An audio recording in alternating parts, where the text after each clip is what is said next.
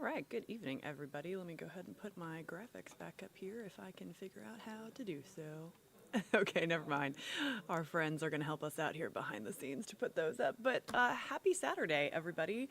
If you're like me, you're probably coming off watching that University of Georgia loss to Ole Miss, which is real depressing if you are a Dogs fan across Metro Atlanta.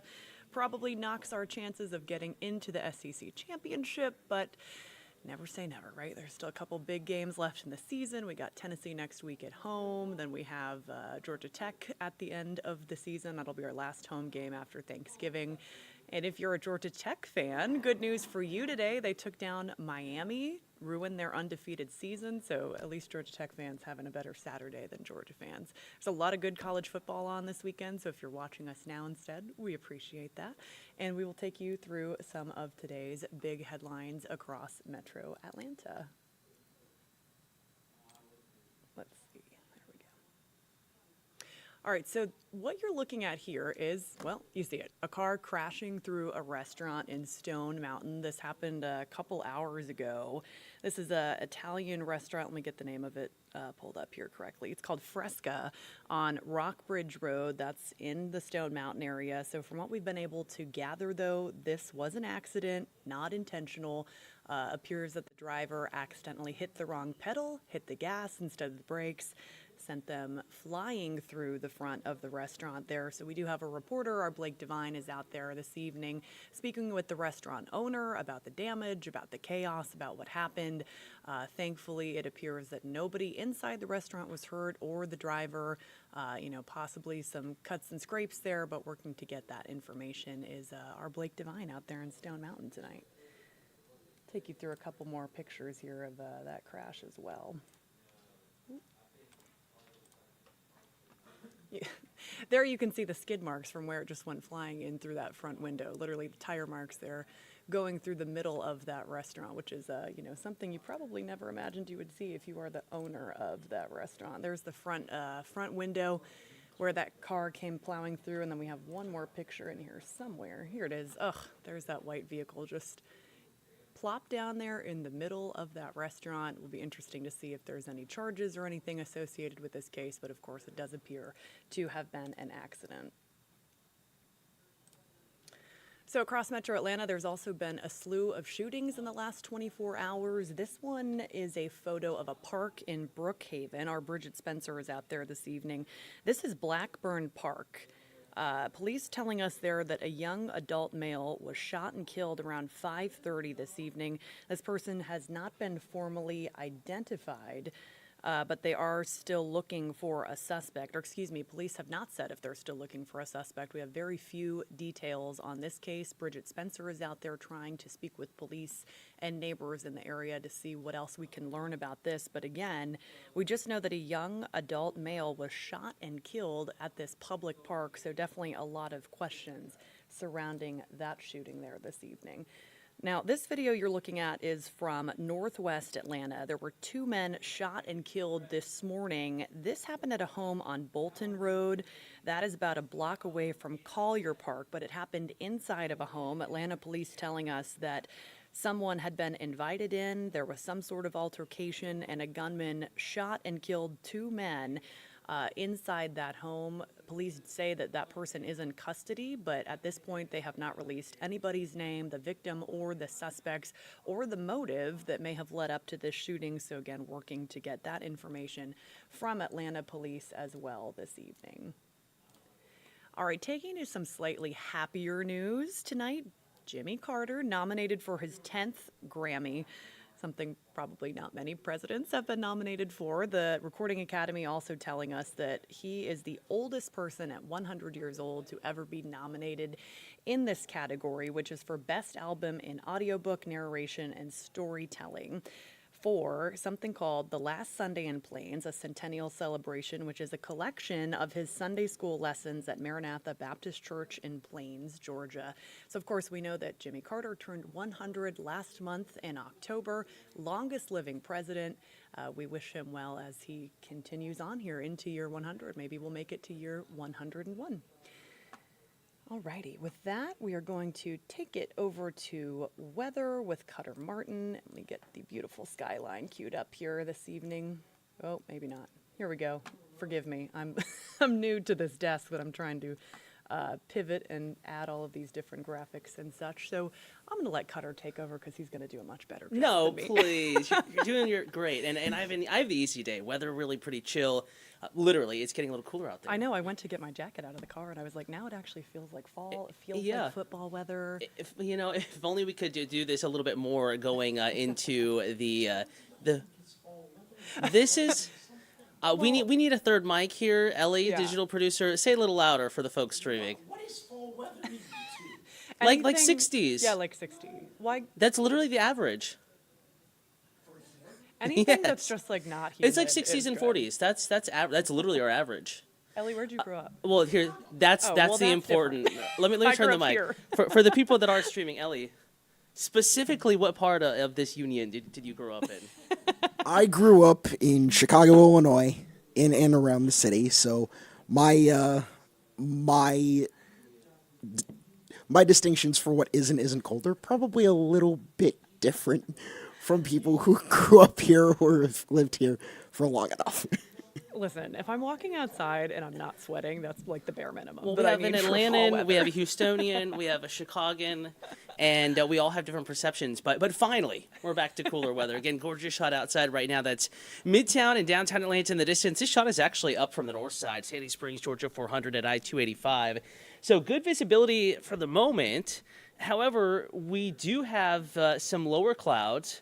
We also have some drizzle and some fog in the forecast overnight tonight. Now, this all comes with the cooler weather that we're talking about filtering back in to the first alert forecast. So, again, I want to thank you for tuning in and for watching. Want to remind you, if you do have any weather questions, comments, concerns, we're here to get those answered. You can simply ask on YouTube if that's the account that you are streaming on. You might be streaming in the First Alert Weather app, Atlanta News First app, all here to keep you updated, but probably the best place to just ask your weather questions will be on YouTube. Atlanta News First is the account that we are streaming on right now. Again, we're going to go ahead and pull back up that Skycam as I load up your weather graphics here, and we're going to walk you hour by hour because there will be more changes in the forecast here over the next, 6, 12, 18 hours. Much cooler weather entering the forecast really tonight as you go to sleep. We're going to start to see some of that cooler weather filtering back into North Georgia and Metro Atlanta. Technically, it's already started, but as we pull up current temperatures outside right now, it's not that chilly. Temperatures still warmer than they should be for this time of day, but cooler than they were a little bit earlier this evening. Case in point, Atlanta 67. We were in the mid-70s this afternoon. We actually reached a high temperature of 75 at Hartsfield-Jackson Atlanta International Airport. So we've already cooled several degrees. We're 62 up in Helen. We are 64 in Athens. Again, you kind of get the idea. The further north and east you go, the cooler it is. And that cooler air is filtering, moving back into Metro Atlanta and deeper into North Georgia so that by, later this evening, overnight tonight, we will be looking at some much cooler feeling, some much cooler conditions. It'll just take a little bit of time. Saying hello to Karen Jones, on YouTube. Again, if you have any other questions, Karen, maybe let me know where you're streaming from this evening. I would love to hear from you. Let's see what you're feeling out there. If you're on the east side, probably already noticing the cool down. If you're watching from maybe Randolph County, Alabama, Troup County, down in LaGrange, it is a little bit warmer down that way still. All right, here's that hour-by-hour forecast. Again, we're looking ahead here into the overnight hours, into the day tomorrow. For better or worse, tomorrow is going to be gloomier, but it's going to feel a little bit chillier out there across North Georgia and Metro Atlanta. 8 p.m., 9 p.m. Again, this evening is when we'll start the clock. And so far, forecast models doing a pretty decent job with how the past few hours have gone, which gives me confidence that they have a decent handling on how the weather will evolve tonight into tomorrow. With that said, out the door tomorrow morning early on, 6, 7 a.m., we will have some rain shower activity. Now, it's going to be hit or miss. Not everyone's going to see rain. It's not going to be particularly heavy, but if you live east of Atlanta, if you live east of the I-85 corridor, so Blairsville, Dawsonville, maybe even up on Lake Lanier, Lake Raven, Lake Burton, Raven County, up to Clay County, North Carolina, Habersham County, back towards Clark and Oconee County, City of Athens, back to Covington, Eatonton. Those areas have a greater rain chance tomorrow morning. Still, again, relatively light, kind of hit or miss, but the further west you go, the lesser your rain chance. I think you might still feel a sprinkle or two, maybe patchy drizzle, but as far as those puddle-making showers or enough moisture, wet the roads, use the wipers, that's really reserved for Atlanta on east, and even in those areas, it'll be hit or miss Sunday morning. Still could see that shower or two by mid-morning in the city of Atlanta into the afternoon hours. Again, mainly Atlanta on east. Front half of the day. Though we're all waking up to clouds. We're all waking up to cooler temperatures in the first alert forecast tomorrow morning. And we'll keep that going on through the afternoon hours. And watch what happens as we get into the late afternoon and the evening. We actually see a secondary kind of surge of moisture, a chance of rain, enter the forecast from the west. So this is a little bit different. This is kind of a boundary approaching and more or less another front approaching from the west. So East Georgia, the primary focus for our first half of the day rain chances, and then late afternoon into early evening, we do see that chance of rain uptick, kind of pick back up just a little bit. Moving in from the west and southwest, still hit or miss. Not everyone sees rain, but if you have maybe dinner plans tomorrow night, something going on with the family, maybe you're decorating early for Christmas and trying to get it done out there this weekend, maybe wrapping it up tomorrow, or maybe just cleaning up the yard with all the leaves that are falling. I will say tomorrow afternoon and evening, we're going to have a breeze. Still, we're going to have cooler temperatures, cloudy sky, and we probably, in the city of Atlanta, will have our greatest chance of rain in the evening hours, late afternoon and evening hours on our Sunday. And going forward in time here for Veterans Day Monday, a lot of folks have the day off. Sunday night and Monday morning, there will be a few showers, maybe a couple quick moving downpours moving through. Probably not much in the way of thunder and lightning, but could be a few rumbles late Sunday night into Monday morning. Here we are, 7 a.m. Monday, just spotty rain for the morning commute for those that are working. And by noon, not only no rain, we're breaking into sunshine, and temperatures already back in the upper 60s and lower 70s. That's noon Monday, warmer than the entirety of Sunday. And as we get into the heart of the afternoon, everyone's shooting up into the mid to upper 70s on our Monday, really except for the mountains, upper 60s and lower 70s. Most of us mid to upper 70s, though, for our Monday afternoon with a bit more sunshine in the first alert forecast. And without too many questions in the books, I'm going to go ahead and jump to that first alert 7-day forecast. Seems that most folks kind of get what's going on. Don't have too many questions. Again, Monday, we do have that chance of rain early in the day. It is going to be during the morning commute, but it looks fairly spotty. And then sunshine, gorgeous by the afternoon. We're going with a high temperature of 78. 76 Tuesday, the driest, sunniest day of that kind of midweek portion. Clouds do return Wednesday. We do have a rain chance Thursday. Again, it's not a widespread soaking rain, most likely. In fact, forecast models are kind of struggling with Thursday. There is a chance we have to bump up that chance of rain just a little bit, but for the time being, 30% chance.